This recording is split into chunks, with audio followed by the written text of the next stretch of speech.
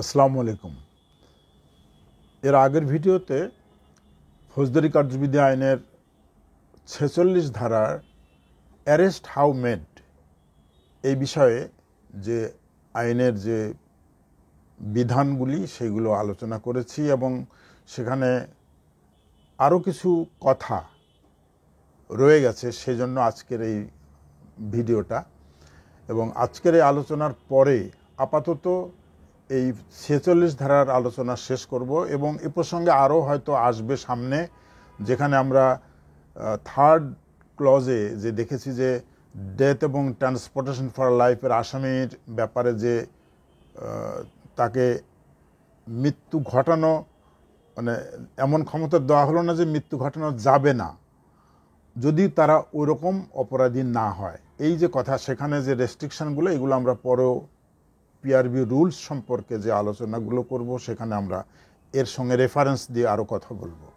এখানে আজকে যে আলোচনাটা করতে চাচ্ছি সেটা হলো যে এই আইনের যে খুবই সূক্ষ্মভাবে পড়ার ব্যাপারটা, বিশেষ করে পুলিশের জন্য। যেমন আমরা পুলিশ একাডেমি সারদাতে যখন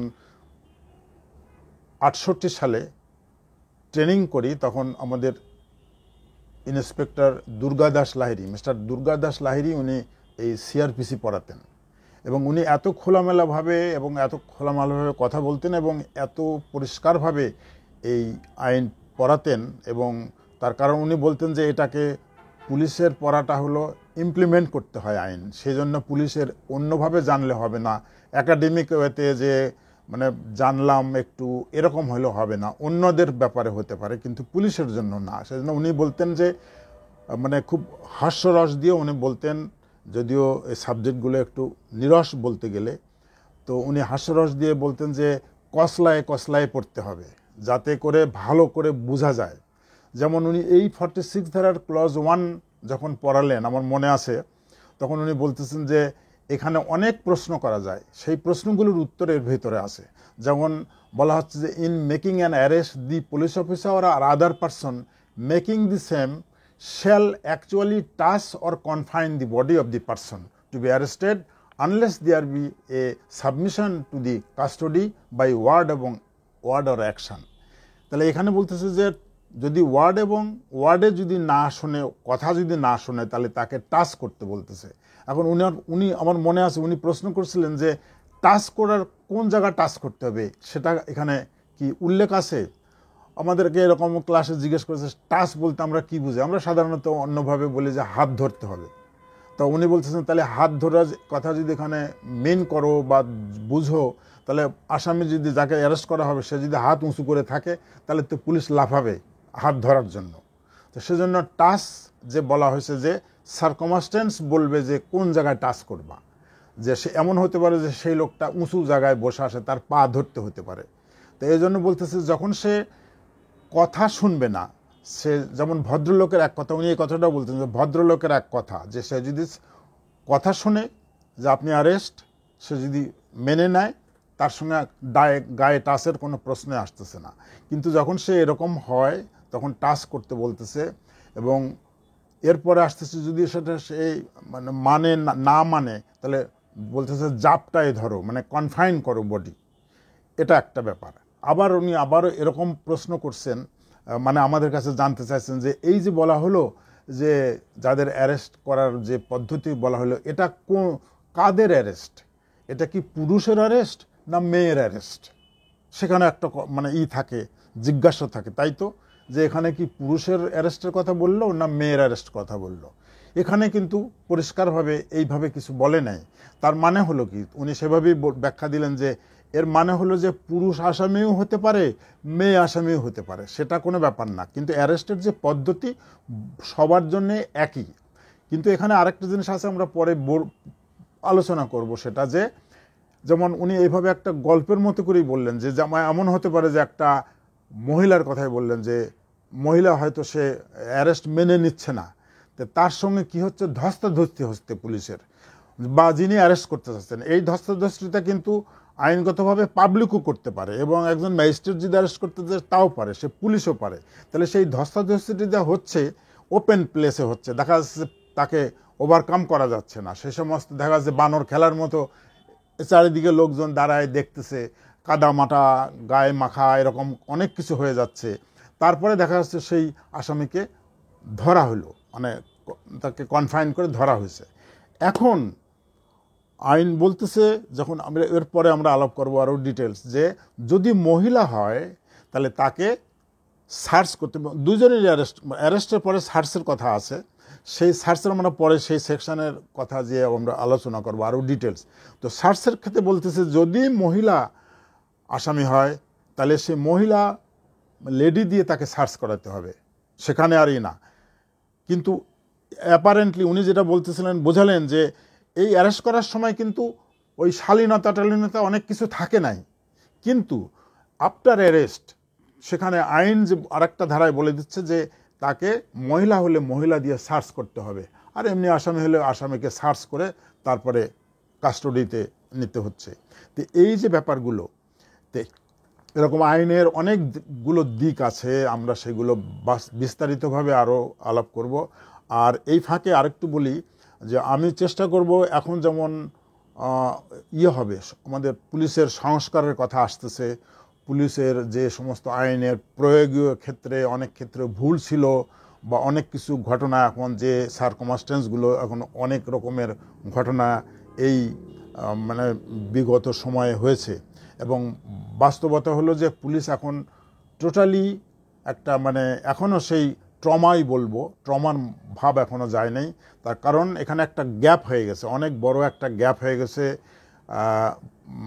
আইনের শিক্ষার ব্যাপারে বা রিক্রুটমেন্টের ব্যাপারে, ট্রেনিংয়ের ব্যাপারে, বিশেষ করে আইনের ট্রেনিংয়ের ব্যাপারে, এবং প্র্যাকটিক্যাল ফিল্ডে যে সমস্ত কাজগুলো করা হয়েছে এই 15-16 বছরে 17 বছরে, সেটা একটা বেপথে এক্সপিরিয়েন্স হয়ে গেছে। এবং একটা অফিসারের, কনস্টেবলই বলি, পুলিশ অফিসার, অল আর পুলিশ অফিসার বলা হয় পিআরবিতে, কনস্টেবলও পুলিশ অফিসার।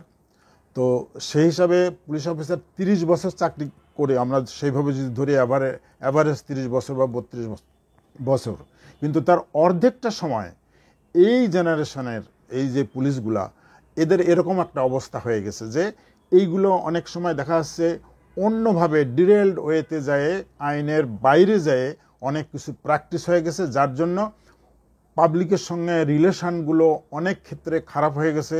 এবং এটা সত্যি কথা, বাস্তবতা হলো এই যে গত অকেশনগুলো দেখা যাচ্ছে যে পুলিশ যেটা আনলফুল অ্যাসেম্বলি, যে ডিসপার্স করার যে সমস্ত পদ্ধতি, সেই সমস্ত সিকোয়েন্স, সেই সমস্ত পিআরবিতে যে ডাইরেকশনগুলো আছে সেগুলো মানা হয় নাই পর্যায়ক্রমে যেভাবে মানা হয়। তারপরে গুলির যে সমস্ত নির্দেশনা, গুলি কিভাবে হবে, সমস্ত জিনিস লেখা আছে, এবং কমান্ডারের যে সমস্ত দায়িত্ব সব কিছু সেখানে আমরা মানে পত্রপত্রিকা এবং মিডিয়া বিভিন্ন জায়গায় দেখা গেছে যে না, সে সমস্ত জিনিসগুলো মানা হয় নাই।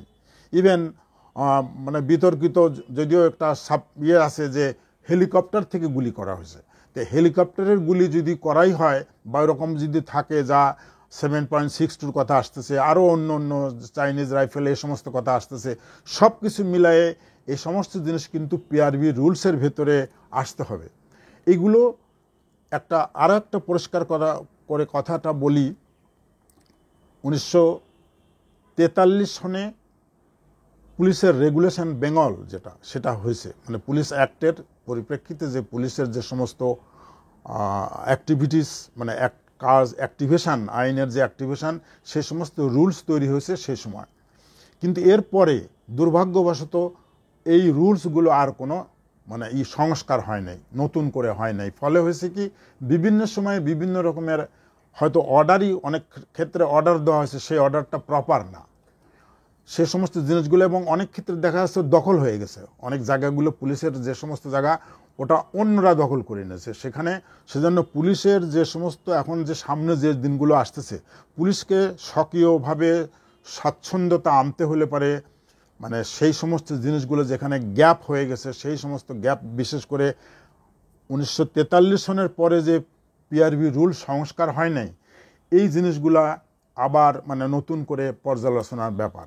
এবং সেইভাবে যদি পুলিশ না গঠিত হয় তাহলে কিন্তু পুলিশের যে অবস্থানটা খালি মুখে বা একটা চেঞ্জ করলাম, একটা ইউনিফর্ম বদলালাম, এতে করে কিন্তু কিছু হবে না, মানে এটা আলটিমেটলি হবে। আরেকটা জিনিস হলো যে সরকার যদি স্বচ্ছ হয়, ভালো হয়, তাহলে সেখানে পুলিশের এই সমস্ত হাই হ্যান্ডেডনেস বা তাদের যে বেআইনি কার্যকলাপ সেগুলো স্ট্রংলি জবাবদিহিতার ভিতরে যদি মানে মানে করা হয়, গ্রহণ করা হয়, তাহলে কিন্তু এই সমস্ত জিনিসগুলো হতে পারে না। তারপর আরও আছে যে সমস্ত পিআরবিতে যে নিয়ে ইনস্ট্রাকশন আছে যে পুলিশ যখন থানার থেকে বা কাজের ক্ষেত্রে যাচ্ছে তার কিন্তু অ্যাকাউন্টেবিলিটি আছে, সেই সমস্ত জিনিস সে কী করতেছে, কোথায় কী করতেছে, এভরিথিং ইন রাইটিং থাকতে হবে। এখন অনেক ক্ষেত্রে এটা অন্য সময় আরও আলোক করব আমি, যে দেখা গেছে যেমন এখন যে ইদানিংকালে দেখা যাচ্ছে যে ওই যে আগে যেমন হতো ওই এফআইআর বলা হয় যে অনেক আসামি নাম দিয়ে নাম হচ্ছে, এফআইআর হচ্ছে। তো এখনকার যে অবস্থাটা, পুলিশ যেহেতু থানার থেকে খুব কম মামলা রেকর্ড করতেছে ওই সমস্ত মামলাগুলা, এখানে যায় হচ্ছে কি অ্যাডভোকেট উইথ অল রেসপেক্ট তারা কোর্টে যায় দরখাস্ত দিয়ে বাদীকে নিয়ে ওখানে যে এফআইআর দিচ্ছে, এফআইআর এখান থেকে পাঠানো হচ্ছে থানায় ট্রিটেড অ্যাজ এফআইআর হিসাবে। তো ওখানে একটা জিনিস আছে, ম্যাজিস্ট্রেটের যে এক্সিকিউটিভ যে নিজের দায়িত্ব আছে, এক্সিকিউটিভ মানে যে দায়িত্ব জুডিশিয়ারি ছাড়াও এফআইআর যখন নেবে সেকশন 200 অনুযায়ী উনি সেই সাক্ষীকে মানে সাক্ষী বা বাদীকে উনি এক্সামিন করবেন। সেই এক্সামিনের সময় যদি উনি জিজ্ঞাসা করেন যে আসামির নাম কি কি বলতেছে, ওখানে যেটা লিখে নিয়ে আসছে হয়তো সে 5 জনের নাম জানে, আর লিখে নিয়ে আসতেছে ওই অ্যাডভোকেট সাহেব লিখে দিতেছে হয়তো 50 জনের নাম। ওই নামগুলো দেখা যাচ্ছে পত্রপত্রিকায় আমরা দেখতেছি, ওই নামগুলো তারা জানে না, সেই লোক জানেও না। তো এরকম মামলার ক্ষেত্রে পুলিশ কিন্তু, যদিও পুলিশকে বলা হচ্ছে যে পুলিশ মিথ্যা মামলা এরকমভাবে মানে নিচ্ছে বেশি করে, আসামি করে এগুলো নিয়ে নিচ্ছে, নো, যেহেতু কোর্ট ওখান থেকে পাঠাচ্ছে ওটা তো পুলিশ এই মুহূর্তে তো অল্টার করতে পারতেছে না, ওইভাবে সেজন্য ট্রিটেড অ্যাজ এফআইআর হচ্ছে।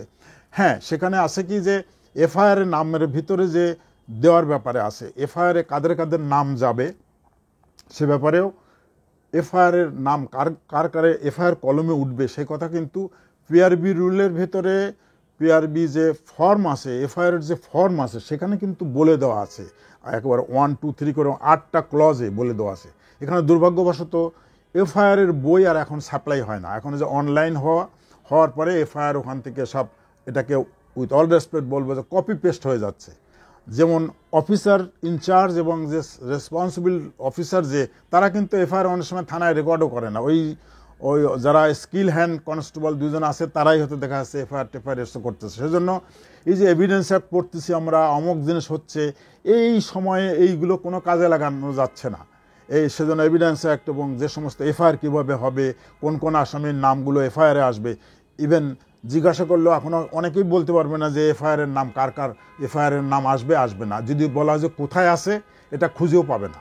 মানে পিআরবি রুলসে আছে কিন্তু যে এই যে 15 বছর ধরে পিআরবির থেকে ডিটাচমেন্ট হয়ে গেছে, এইটারই একটা অসুবিধাগুলো এখন চলতেছে আর কি। যাই হোক, এ ব্যাপারে আমি আরও পরে আলাপ করব।